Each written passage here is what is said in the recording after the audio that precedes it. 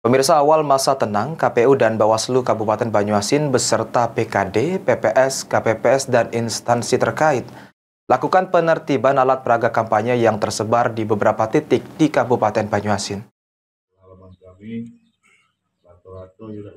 Memasuki hari pertama masa tenang Pilkada serentak di Kabupaten Banyuasin, KPU dan Bawaslu Banyuasin melakukan penertiban alat peraga kampanye bersama PKD, PPS, KPPS, dibantu dari pihak Satpol PP, Polisi, Dishub, dan TNI. Ketua KPU Banyuasin, Aang Midarta, mengatakan penertiban APK sesuai peraturan KPU nomor 13 tahun 2024. Selain menertibkan APK paslon gubernur dan bupati, KPU dan Bawaslu juga menertibkan spanduk yang memiliki nilai kampanye, seperti penyampaian visi, misi, dan penunjukan nomor urut. Penertiban sesuai dengan PKPU nomor 13 tahun 2024 bahwa kita ada namanya masa tenang. Masa tenang itu dimulai dari tanggal 24 sampai dengan tanggal 26.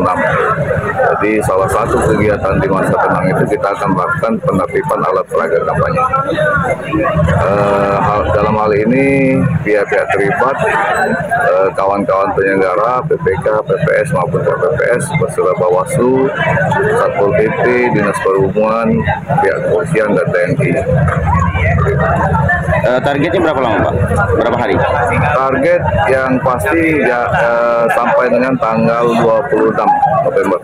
Sementara itu, Ketua Bawaslu Banyuasin, Siti Holija, mengatakan Bawaslu siap membantu serta mengawal penertiban APK di sepanjang jalan lintas di Kabupaten Banyuasin. Pihaknya juga menurunkan seluruh staf serta jajaran Bawaslu serta Panwas dan PKD guna mengawal penertiban APK yang ada di Kabupaten Banyuasin. Berdasarkan surat dari KPU Banyuasin tanggal 23 November tahun 2024 bahwasanya KPU membutuhkan bantuan personil dari Bawaslu Banyuasin dan sesuai dengan instruksi Bawaslu RI bahwasanya kami harus tetap mengawal untuk penertiban APK yang ada di wilayah Kabupaten Banyuasin.